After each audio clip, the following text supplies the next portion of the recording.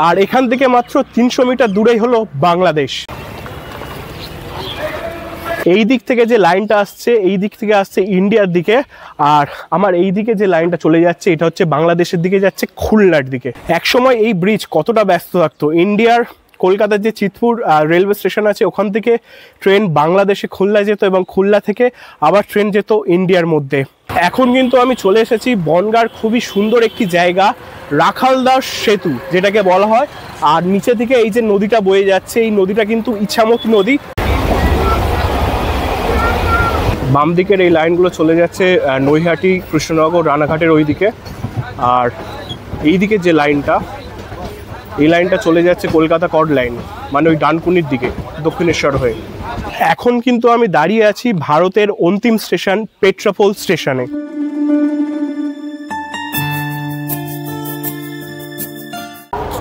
সুপ্রভাত, আমি রাহুল, আশা করছি আপনারা সবাই ভালো আছেন। আরও একটা নতুন ভিডিওতে আপনাদের স্বাগত জানাই। বর্তমানে আমি এখন আছি শিয়ালদা স্টেশনে, আর আজ আমি যাচ্ছি ভারতের শেষ শহর বনগাঁতে। আর এখান থেকে আমি যাব শিয়ালদা বনগাঁ লোকালে করে। তো চলুন ভেতরে যাই, কোন প্ল্যাটফর্মে আমাদের ট্রেন দিয়েছে গিয়ে দেখি। আর টিকিটও তো কাটতে হবে। সপ্তাহান্তে কিংবা একদিনের ছুটিতে আপনারা এই জায়গাটা কিন্তু ভিজিট করতে পারেন, খুবই ভালো একটি জায়গা এটি। শিয়ালদা বনগাঁ লোকাল দিয়ে দিয়েছে 8 নম্বর প্ল্যাটফর্মে। আমার পিছনে দাঁড়িয়ে আছে নারকেলডাঙ্গা কারসাইডের গাড়ি। শিয়ালদা বনগাঁ লোকাল তার নির্ধারিত সময় থেকে 3 মিনিট লেটে শিয়ালদা স্টেশনের 8 নম্বর প্ল্যাটফর্ম থেকে ছেড়ে যাচ্ছে। আর এখান থেকে ছাড়ার সময় ছিল 8টা 10 মিনিট, আর বনগাঁতে গিয়ে পৌঁছানোর সময় হচ্ছে 10টা বেজে 5 মিনিট। দীর্ঘ 76 কিলোমিটার জার্নি পথে আমাদের এই ট্রেন 22টা স্টেশনে দাঁড়াবে।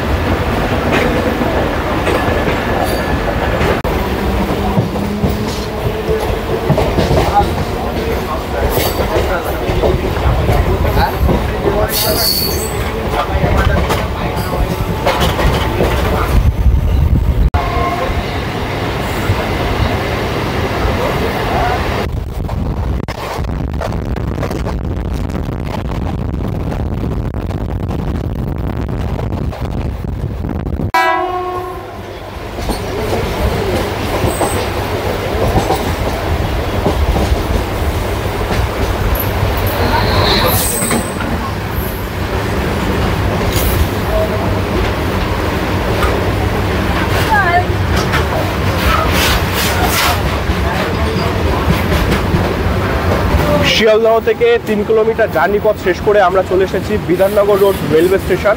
এই স্টেশনটি আমাদের পশ্চিমবঙ্গের তৎকালীন মুখ্যমন্ত্রী বিধানচন্দ্র রায়ের নাম অনুসারে করা হয়েছে। এটি কলকাতার একটি গুরুত্বপূর্ণ স্টেশন এবং শিয়ালদা ডিভিশনের খুবই ব্যস্ততম একটি স্টেশন।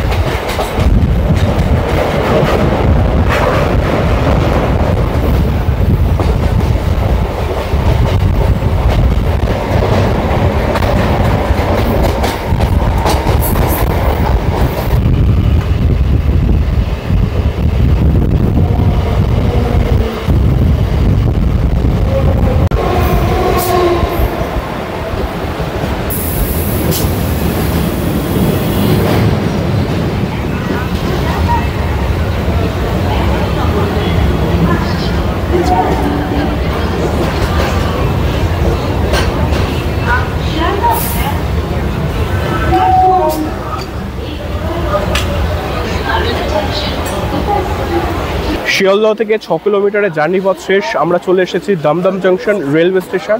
এই দমদম জংশন রেলওয়ে স্টেশনটা খুবই গুরুত্বপূর্ণ। এখান থেকে লাইন আলাদা হয়, আপের দিক থেকে লাইন আলাদা হচ্ছে, একটা চলে যাচ্ছে কৃষ্ণনগরের দিকে, একটা চলে যাচ্ছে ডানকুনির দিকে যেটা কলকাতা কড লাইন বলা চলে, আর একটা চলে যাচ্ছে হাসনাবাদ আর বনগাঁর দিকে।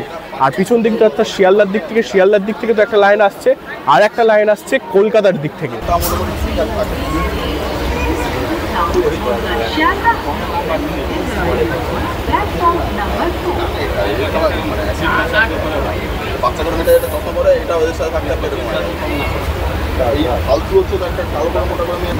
বাম দিকের এই লাইনগুলো চলে যাচ্ছে নৈহাটি, কৃষ্ণনগর, রানাঘাটের ওই দিকে। আর এই দিকে যে লাইনটা, এই লাইনটা চলে যাচ্ছে কলকাতা কড লাইন, মানে ওই ডানকুনির দিকে দক্ষিণেশ্বর হয়ে। আর আমরা এখন বেঁকে যাচ্ছি বনগাঁর দিকে, হাসনাবাদ বনগাঁ, বারাসাত জংশনের দিকে।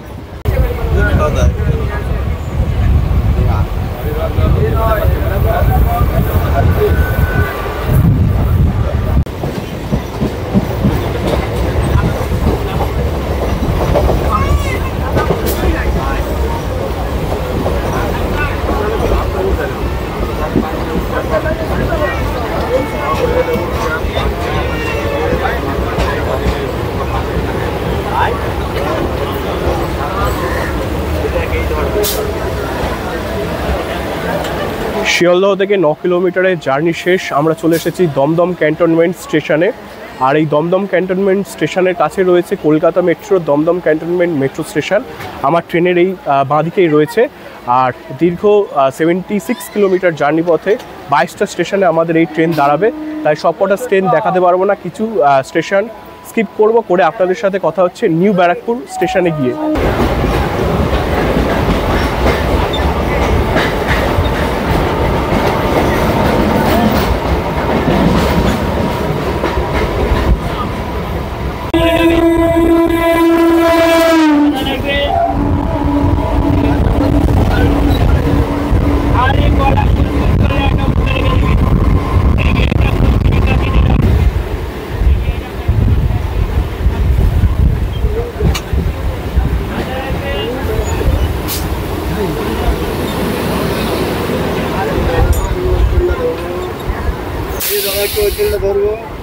শিয়ালদহ থেকে 16 কিলোমিটারের জার্নি পথ শেষ, আমরা চলে এসেছি নিউ ব্যারাকপুর স্টেশনে। আর এখানে আমাদের ট্রেন দিয়েছে 2 নম্বর প্ল্যাটফর্মে। এখানে আসতে আমাদের ট্রেন প্রায় 2 থেকে 3 মিনিট ডিলে করছে।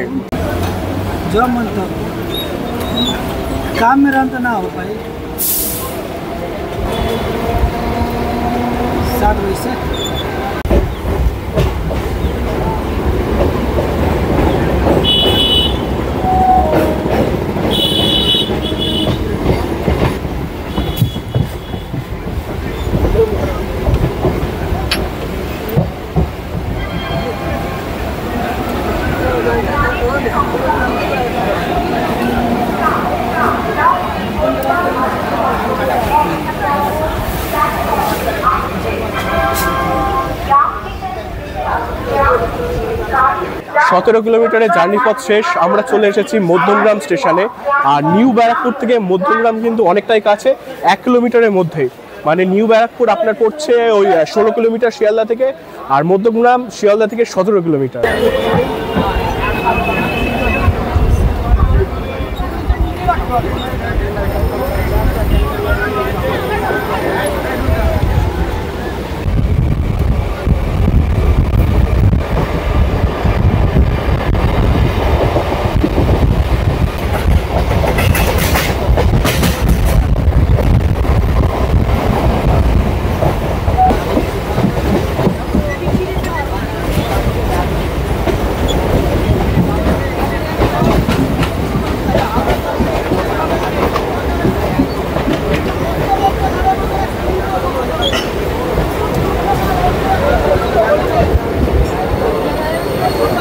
চলে এসেছি Barasat junction railway station. Sealdah থেকে এখানকার দূরত্ব হচ্ছে 22 কিলোমিটার। বারাসাত জংশন রেলওয়ে স্টেশনটা খুবই ইম্পর্টেন্ট স্টেশন শিয়ালদা ডিভিশনের। এখান থেকে দুটো লাইন আলাদা হচ্ছে, একটা লাইন হচ্ছে বনগাঁর দিকে আর একটা লাইন আলাদা হচ্ছে আপনার হাসনাবাদের দিকে। আর আমরা তো পিছন দিক দিয়ে এলাম শিয়ালদার দিক থেকে। আর এই পাশ থেকে বেরিয়ে যাচ্ছে বনগাঁ শিয়ালদা এসি লোকাল।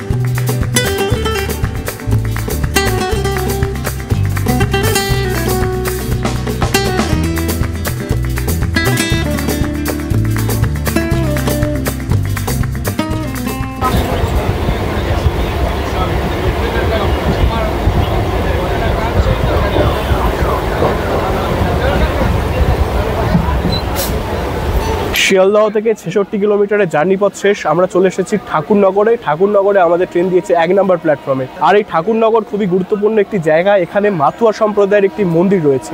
এরপরে রয়েছে চাঁদপাড়া, তারপরে রয়েছে বিভূতিভূষণ হল, তারপরেই বনগাঁ। আপনাদের সঙ্গে একেবারে দেখা হবে বনগাঁতে গিয়ে।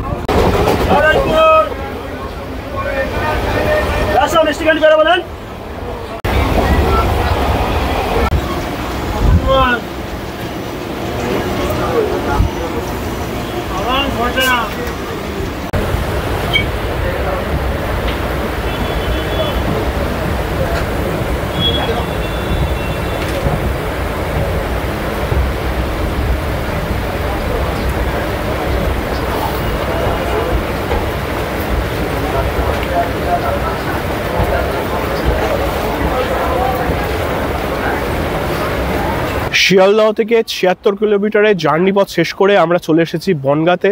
বনগাঁতে আসার সময় ছিল 10টা বেজে 5 মিনিট। শিয়ালদহ থেকে 2 মিনিট দেরি করে ছাড়লেও বনগাঁতে আমরা 2 মিনিট আগেই প্রবেশ করেছি। এবার বাইরে যাব, বাইরে গিয়ে ভারতের এই অন্তিম শহর এটাকে ঘুরে দেখার চেষ্টা করব। বনগাঁ স্টেশন থেকে বাইরে বেরিয়ে একটা রানিং টোটোতে উঠে গেলাম। এই টোটো করে আমরা প্রথমে যাব ইছামতি নদীর পাড়ে। ওখানে একটা সেতু রয়েছে, রাখালদাস সেতু নামে। খুবই সুন্দর জায়গা, ওখান থেকে মানে ভিউটা না জাস্ট অসাধারণ লাগে। এখন কিন্তু আমি চলে এসেছি বনগাঁর খুবই সুন্দর একটি জায়গা, রাখালদাস সেতু যেটাকে বলা হয়। আর নিচে থেকে এই যে নদীটা বয়ে যাচ্ছে, এই নদীটা কিন্তু ইছামতি নদী। আর ওই দিকেও একটা ব্রিজ রয়েছে, ওটা নতুন ব্রিজ। ওই দূরে রয়েছে নতুন ব্রিজ, আর এটা রয়েছে রাখালদাস সেতু। এবার আমি এখান থেকে যাব পেট্রাপোল বর্ডার, যেটা ভারতের দিকে পেট্রাপোল এবং বাংলাদেশের দিকে হচ্ছে বেনাপোল।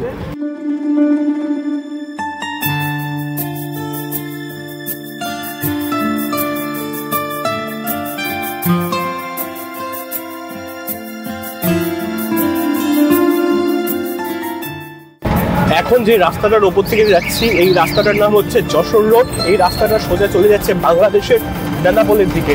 প্রথমে পড়বে পেট্রাপোল বেনাপোল বর্ডার, অর্থাৎ ইন্ডিয়া বাংলাদেশ বর্ডার।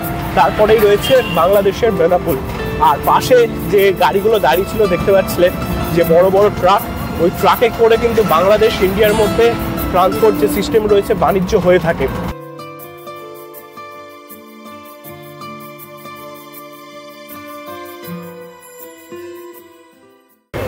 এই যে রাস্তাটা যাচ্ছে না, এটা সোজা চলে যাচ্ছে বর্ডারের দিকে। আর এই দিকে যে দোকানগুলো রয়েছে না, এটা দোকান নয়, মানি এক্সচেঞ্জের জায়গা। এখান থেকে আপনারা ইন্ডিয়ান এবং বাংলাদেশি যে সমস্ত মানি হয় এক্সচেঞ্জ করতে পারেন। আর এখন আমি এই রোড ধরে চলছি বাংলাদেশ বর্ডারের দিকে, পেট্রাপোল বেনাপোল বর্ডার। আমার পিছনে এই যে বাসগুলো দাঁড়িয়ে আছে, এই বাসগুলো কিন্তু ভারত এবং বাংলাদেশের মধ্যে চলাচল করে। মানে এটা আন্তর্জাতিক রাস্তা দিয়ে, ইন্টারন্যাশনাল রোড দিয়ে ইন্ডিয়া থেকে বাংলাদেশ, বাংলাদেশ থেকে ইন্ডিয়ার মধ্যে চলাচল করে।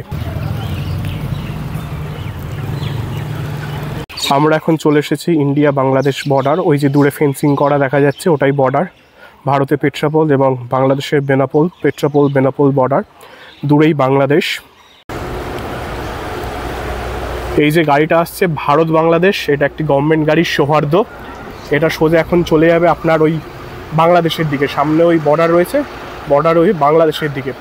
আর এই যে গাড়িটা আছে, এই গাড়িটা হচ্ছে প্রাইভেট শ্যামলী পরিবহনের গাড়ি। এটা দুটো গাড়ি এখন চলে যাবে বাংলাদেশের দিকে। এই ভারত বাংলাদেশ বর্ডার দিয়ে কিন্তু বর্তমান দিনে অনেক লোক বাংলাদেশ এবং ভারতের মধ্যে চলাচল করে থাকে।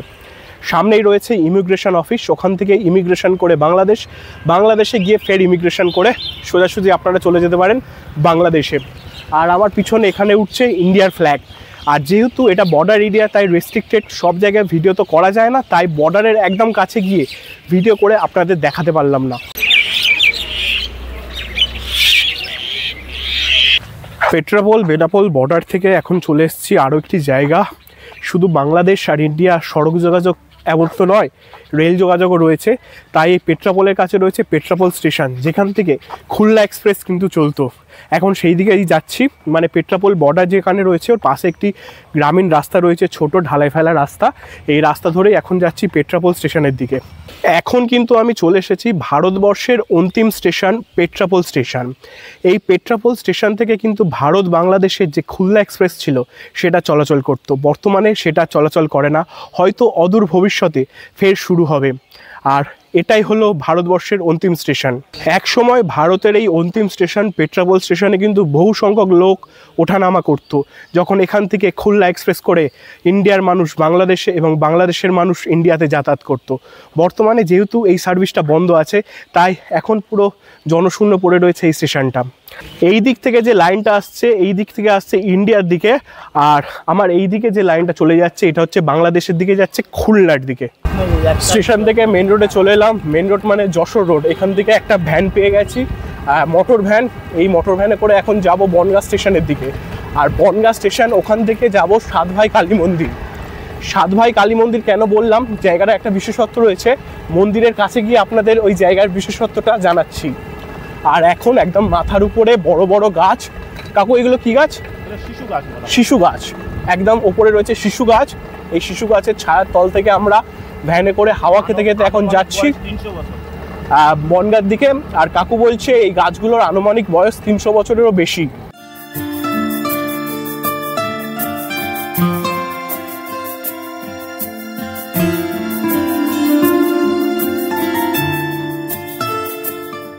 এখন আমি চলে এসেছি বনগাঁর খুবই বিখ্যাত একটি কালী মন্দির, সাত ভাই কালী মন্দির। পিছনেই রয়েছে মন্দিরটা, তো চলুন ভিতর দিকে যাই। শোনা যায় বহু বছর আগে বনগাঁর সাত ভাইয়ের স্বপ্নে মা কালী দেখা দিয়েছিলেন। মা নাকি বলেছিলেন, চল আমাকে নিয়ে চল বনগাঁয়, আমি তোদের সঙ্গে থাকবো, তোদের রক্ষা করব। সেই স্বপ্নাদেশেই সাত ভাই যশোরের রাজবাড়ি থেকে মায়ের মূর্তি চুরি করে আনেন। ভোরের আলো ফুটতেই যেখানে মায়ের মূর্তি নামানো হয়েছিল সেখানেই নাকি মা স্থির হয়ে যান, আর কখনো তোলা যায়নি সেখান থেকে। আজও সেই স্থানেই বিরাজ করছেন বনগাঁ সাত ভাই কালী নামে মায়ের মূর্তি, ভক্তি, ভালোবাসা আর মাতৃত্বের প্রতীক হয়ে।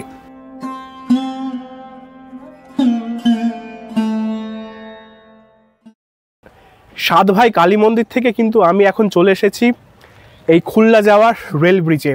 এই ব্রিজের ওপর থেকে কিন্তু একসময় খুলনা এক্সপ্রেস চলতো। একটু আগে আপনাকে যেখানে নিয়ে গেছিলাম পেট্রাপোল রেলওয়ে স্টেশন, এই লাইন ধরে কিছুটা গেলেই পেট্রাপোল রেলওয়ে স্টেশন। কিছুটা মানে অনেকটাই যেতে হবে। এর কাছে আমি এখন আছি বনগাঁতে। সাত ভাই কালী মন্দির থেকে এই ব্রিজটার দূরত্ব ওই 200 থেকে 300 মিটারের মধ্যে আপনারা পেয়ে যাবেন। আর দেখতে পাচ্ছেন এই যে নিচে এই যে নদীটা বয়ে যাচ্ছে, ইছামতি নদী। বর্তমানে এত পানা, এত কচুরি পানা যে জল দেখাই যাচ্ছে না। একসময় এই ব্রিজ কতটা ব্যস্ত থাকতো। ইন্ডিয়ার কলকাতার যে চিতপুর রেলওয়ে স্টেশন আছে, ওখান থেকে ট্রেন বাংলাদেশে খুলনা যেত এবং খুলনা থেকে আবার ট্রেন যেত ইন্ডিয়ার মধ্যে। একসময় ব্যস্ত রেল ব্রিজ, এখন পুরো শুনশান। এখন মানুষের যাতায়াতের রাস্তা তৈরি হয়েছে এটা। এই যে ব্রিজটা রয়েছে এর ওপর থেকে কিন্তু সাইকেল ফাইকেলও চলে যাওয়া যায়। আর পাশে এটা রয়েছে, এটা মানুষ হেঁটে পারাপার করে। এখন রেল লাইনে জং ধরছে কালের নিয়মে।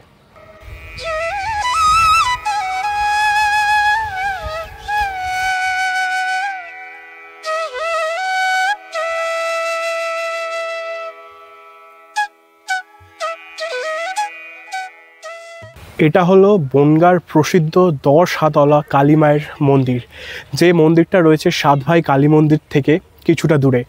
সাত ভাই কালী মন্দির থেকে আপনারা আসবেন পেট্রাপোল ব্রিজের কাছে, পেট্রাপোল রেলওয়ে ব্রিজ, এবং পেট্রাপোল রেলওয়ে ব্রিজের নিচেই রয়েছে এই কালী মন্দিরটি।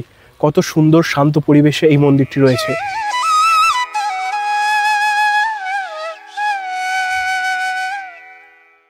তো একদিনে ভারতের অন্তিম শহর বনগাঁ ঘোরার অভিজ্ঞতা আমি আপনাদের সঙ্গে শেয়ার করলাম। ভিডিওটি ভালো লাগলে লাইক করবেন, কমেন্ট করে জানাবেন। এরকম আরও অনেক নিত্য নতুন ভিডিওর জন্য আমার চ্যানেলটি সাবস্ক্রাইব করতে পারেন।